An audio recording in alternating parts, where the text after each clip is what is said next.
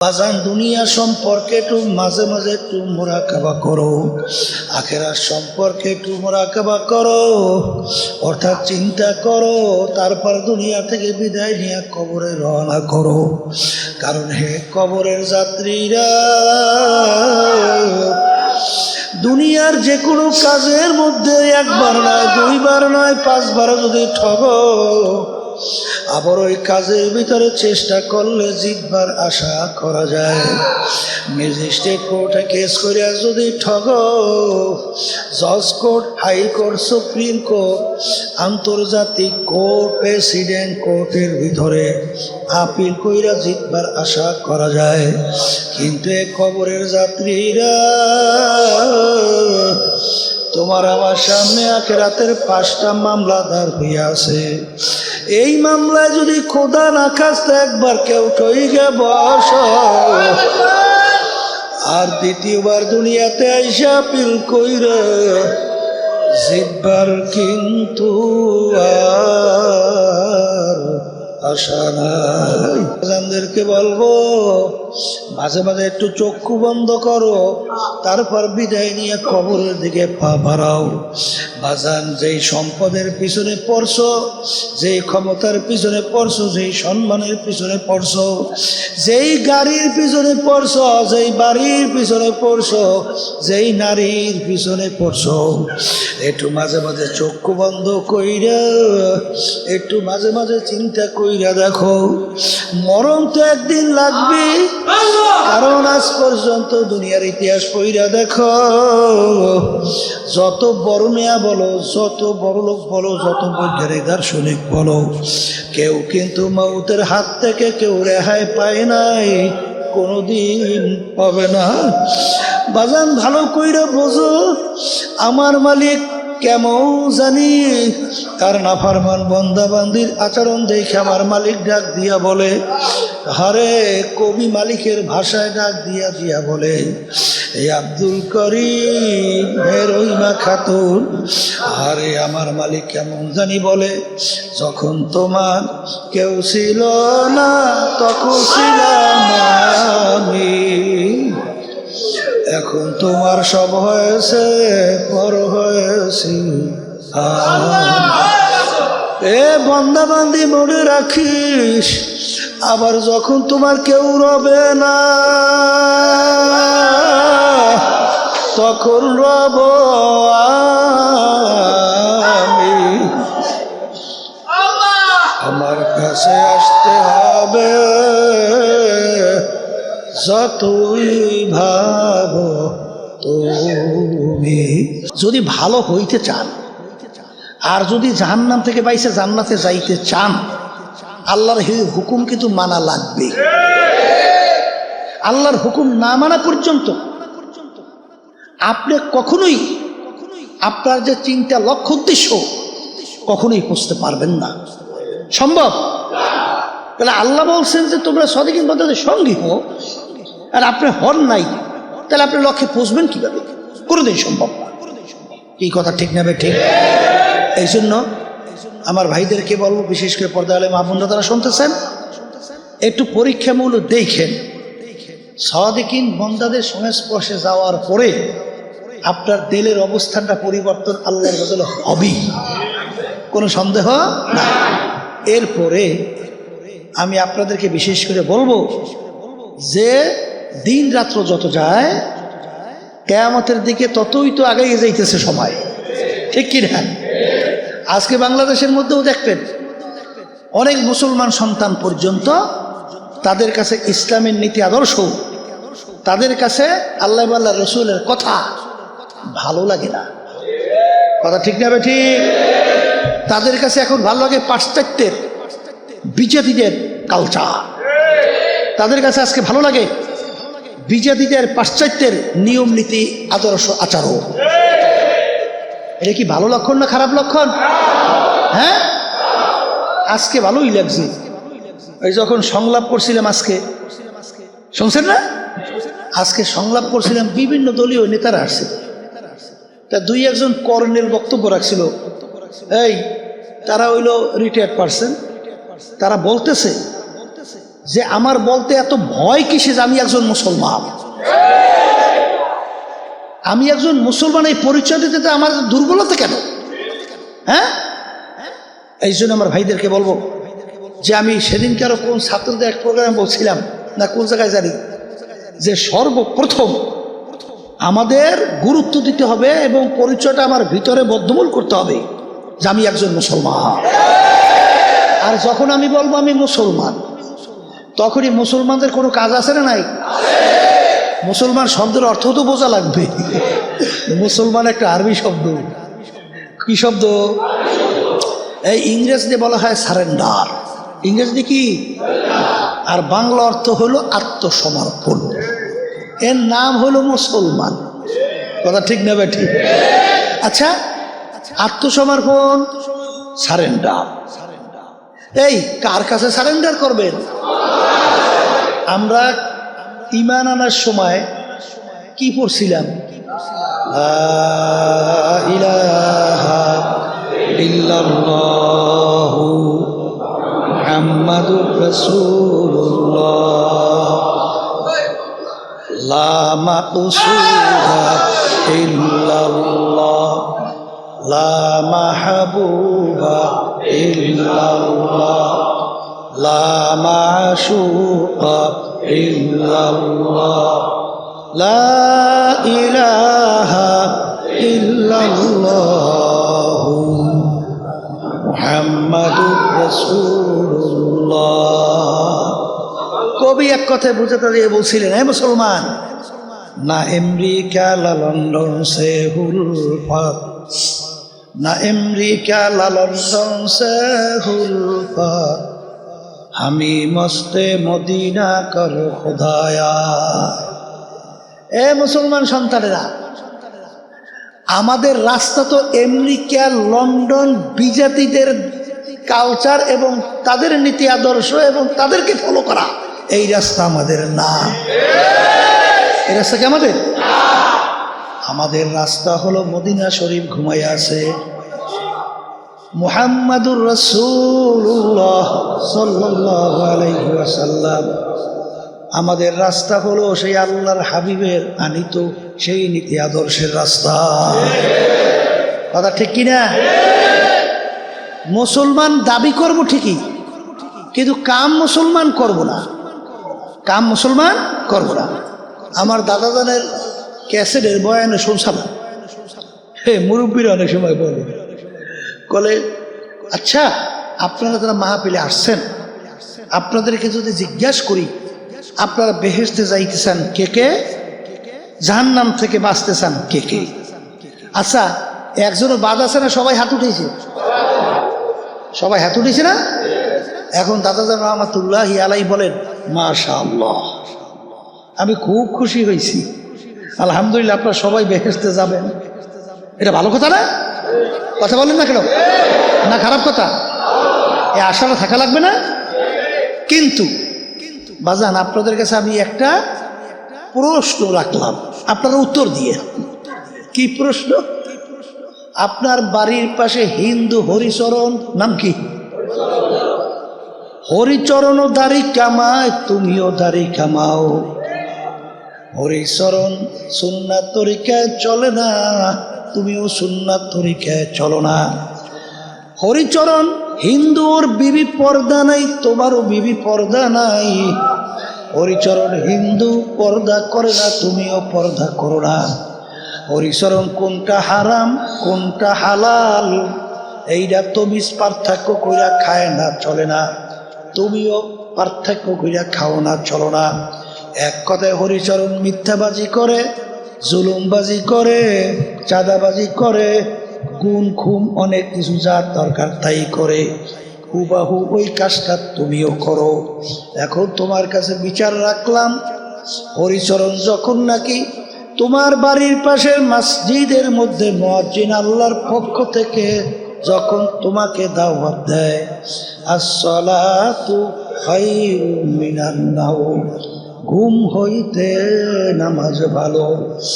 আমিও আমার মালিক বলেন যে আল্লাহু আকবার, আমি তাকাইয়া তাকাইয়া দেখি হরিচরণ নাকটাই না ঘুমায়, তুমিও নাকটাই না ঘুমাও। তুমিও মসজিদে যাও নাই, আমার হুকুম পালন করো নাই।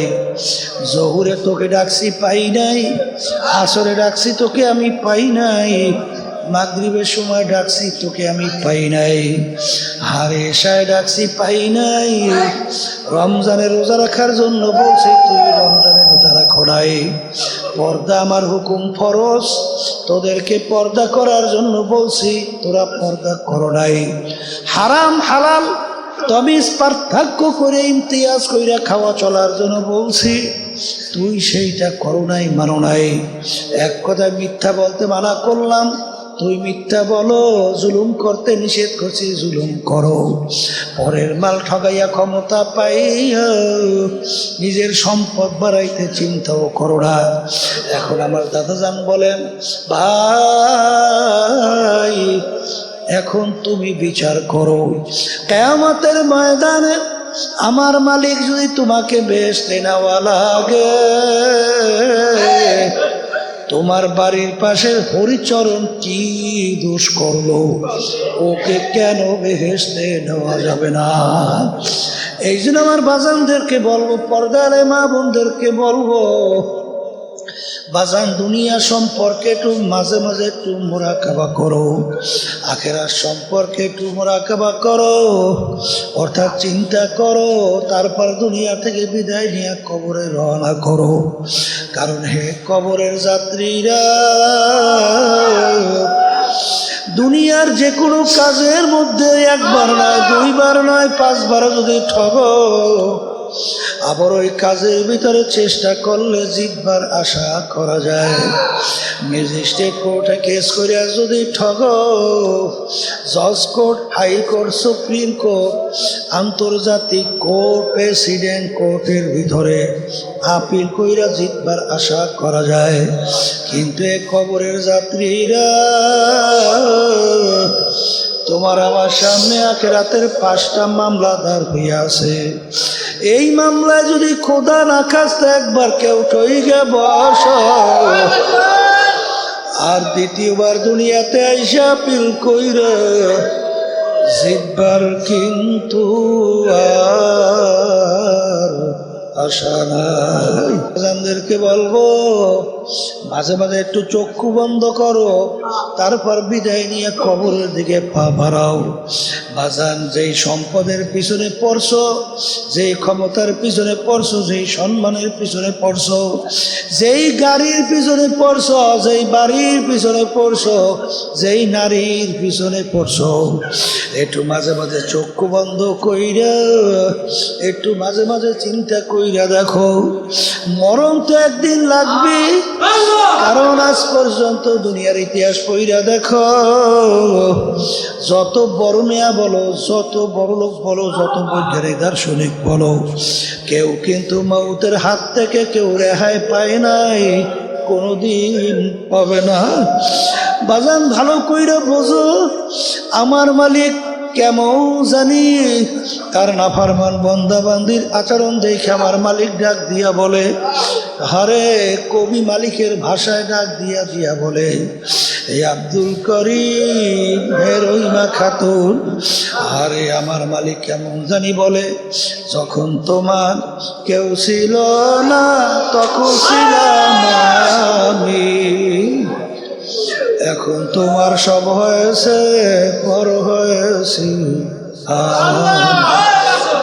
এ বান্দা বান্দি মনে রাখিস, আবার যখন তোমার কেউ রবে না, তখন রব আমি।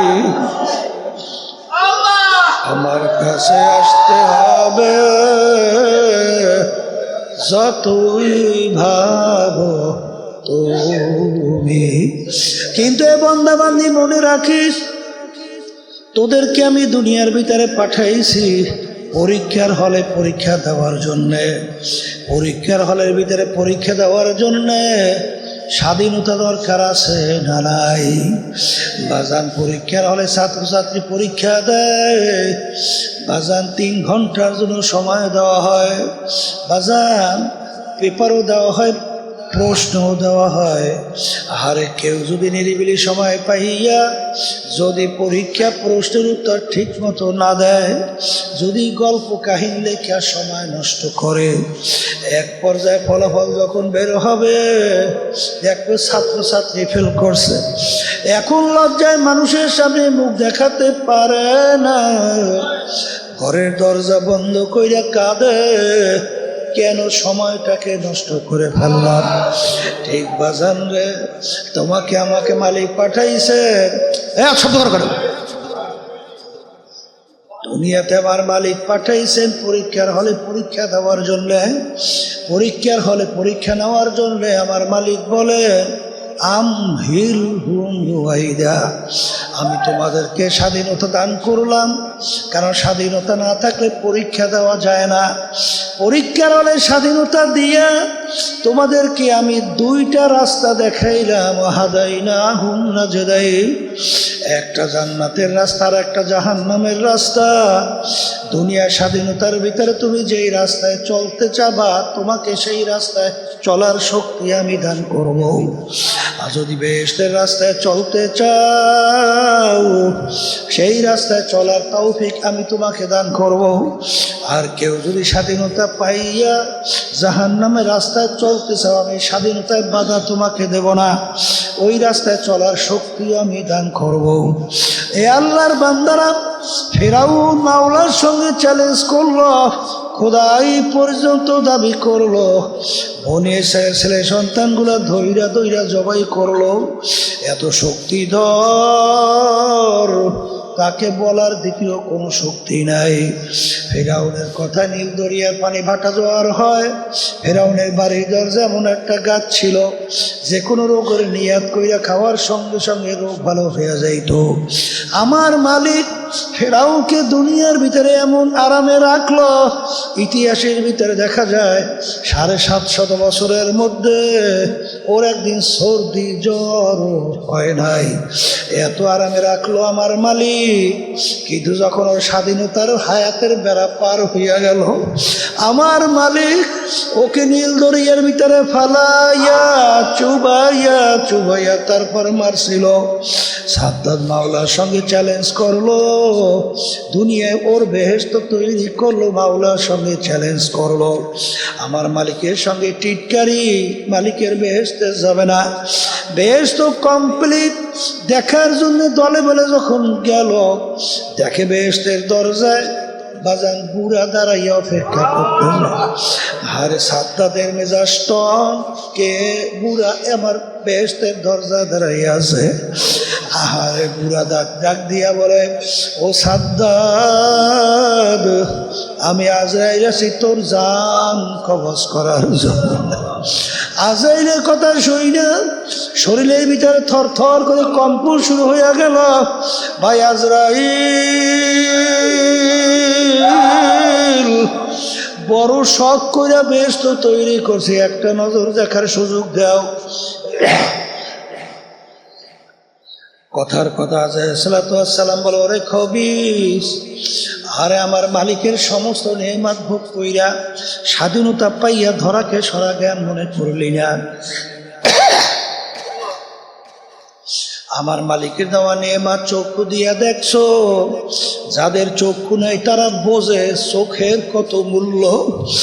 আরে আমার মালিকের জবান দিয়া কথা বলছো, আমার মালিকের দেওয়া জবান দিয়ে কথা বলছো, যাদের জবান নাই, যারা বোবা তারা বোঝে যে কথা বলার কি মর্ম।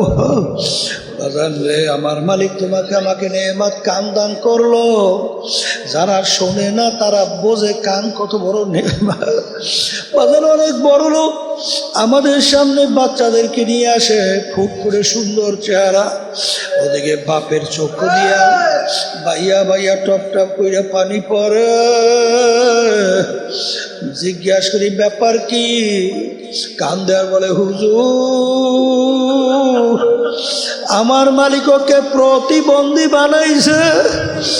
আজকেও একটু আগে এক প্রতিবন্ধী একটা মেয়েকে নিয়ে আসছে, বা হুজুর 8 বছরের মতো বয়স, এইরকম ভাবে স্বাভাবিক বুঝে না।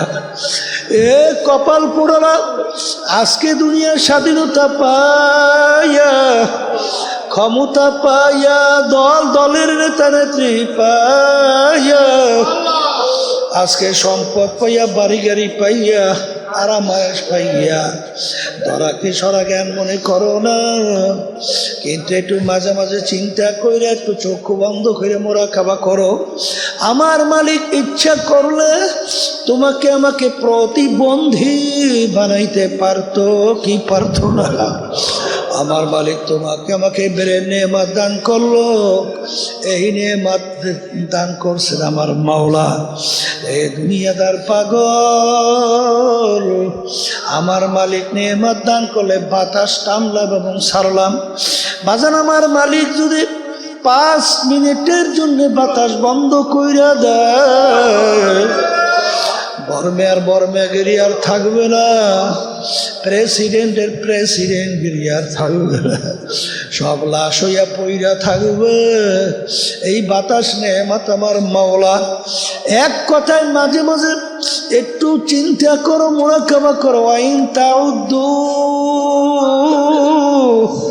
নেমাতুল্লাহি লা তুহসুহা, আমার মালিকের নেয়ামত গণনা করে কোনদিন শেষ করতে পারবা না। এই জন্য আমার ভাইদেরকে বলবো, পর্দারে মা বোনদেরকে বলবো, আরে সাদ্দাত বলে ভাই আজরাইল একটা নজর দেখার সুযোগ দাও। আজরাইল সালাতু আসসালাম বলে, ওরে খবিস, আমার মালিক তোকে দুনিয়াতে পাঠাইছিল, স্বাধীনতা দান করছিল, তোকে 2টা রাস্তায় আমার মালিক নবীদের মাধ্যমে তোদেরকে দেখাইছিল।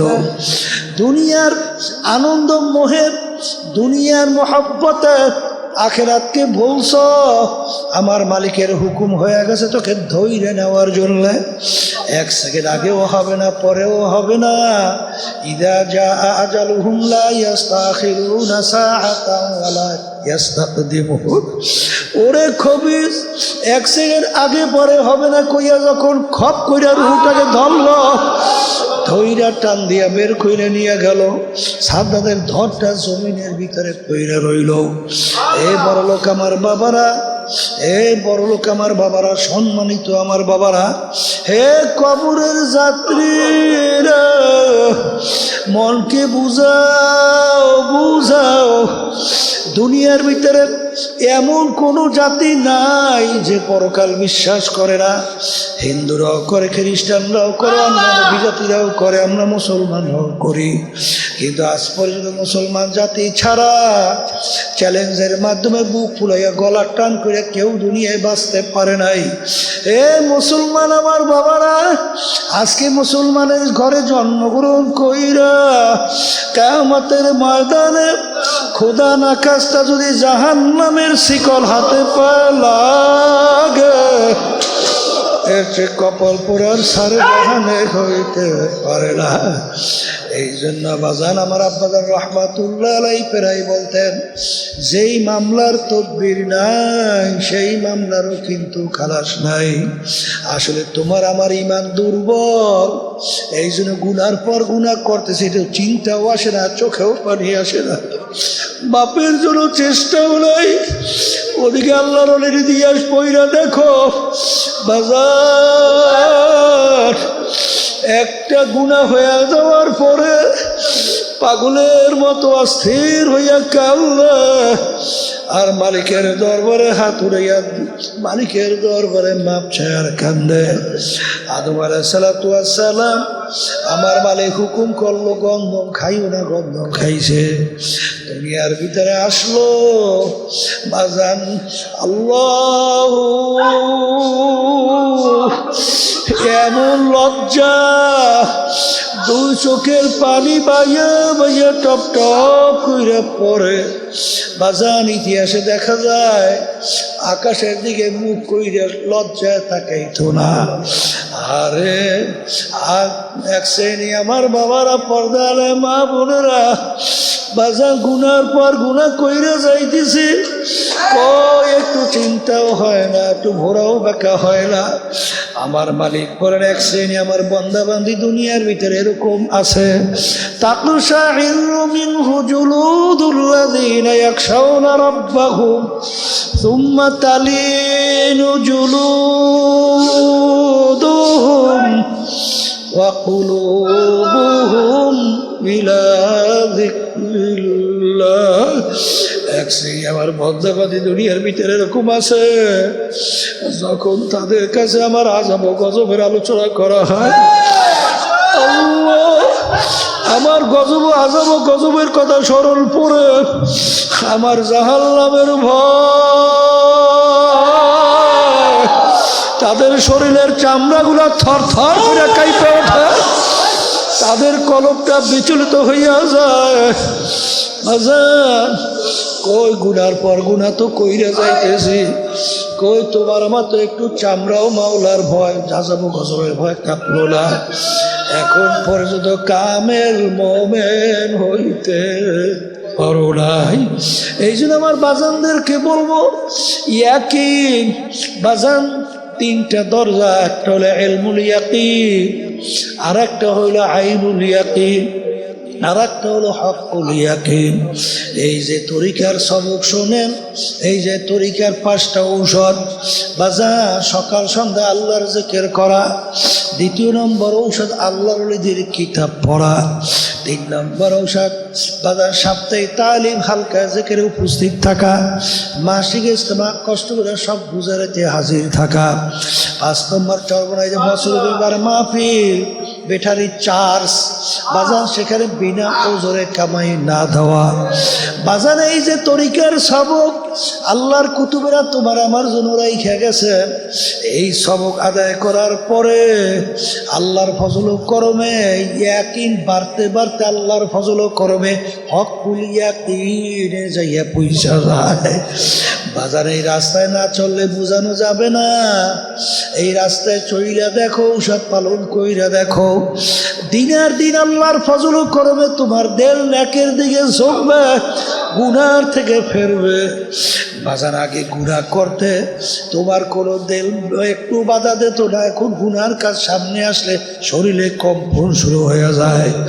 মুসা আলাইহিস সালামের জামানায় বড় লোকের বাড়ির পাশে গরিব বেচারার বাড়ি, ঘরে কোনো খাবার নাই, বাচ্চাগুলা পেটের ক্ষুধায় কান্না,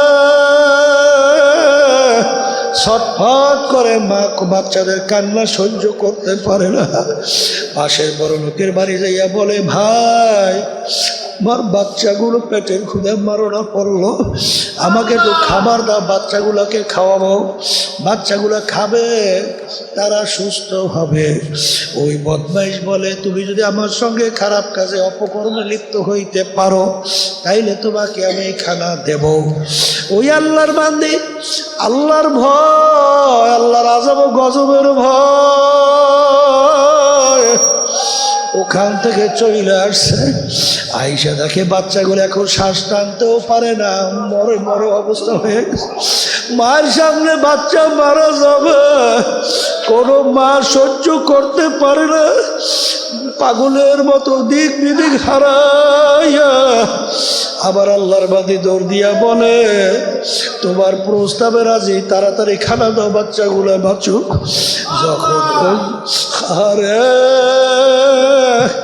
যখন অগ্রসর হইতেছে আল্লাহর বান্দির শরীরের মধ্যে থরথর করে কম্পন শুরু হয়ে গেল, ডাক দিয়া বলে, ধনী বেচারা ব্যাপার কি, আপনার শরীরের কম্পন কেন শুরু হইল? তখন আল্লাহর বান্দি বলে, আল্লাহর ভয়, আল্লাহর ভয়, আমি আযাব গজবের ভয়। তাকশাইরু মিনহু জুলুদুল্লাযীনা ইয়াখশাউনা রাব্বাহুম সুম্মা তালিনু জুলুদুহুম ওয়া কুলুবুহুম ইলা যিকরিল্লাহ। আমার মালিক বলে, এক শ্রেণী এরকম আমার বান্দা বান্দি আছে, যখন তাদের কাছে আমার আযাব ও গজবের আলোচনা করা হয়, যখন তাদের কাছে জাহান্নামের আযাবের গজবের আলোচনা হয়, তখন তাদের শরীরের চামড়াগুলা থরথর করে এ কবরের যাত্রীরা, আমার আব্বাজান রহমাতুল্লাহ আলাইহি বলতেন, যেই মামলার তদবির নাই ওই মামলারও কিন্তু খালাস নাই। এই খবরের যাত্রীরা, হে মুসলমান আমার বাবারা, পর্দার আড়ালের মা পড়ে না, কোরআনুল কারীম কিন্তু সত্য। বাজার আল্লাহর হাবিবের অল্প বয়সে দাড়ি মোবারক পাইকে গেল, পিঠ মোবারক গুজা হয়ে গেল। সাহাবায়ে কেরাম বলেন, হে আল্লাহর রাসূল, এত অল্প বয়সে আপনি দাড়ি মোবারক কেন পাইকে গেল, আপনার পিঠ মোবারক কেন গুজা হয়ে গেল? আল্লাহর রাসূল বলে, ও আমার সাহাবারা, আমি রাসূল যা দেখি তোমরা তো দেখো না, আমি রাসূল যা জানি তোমরা তো জানো না।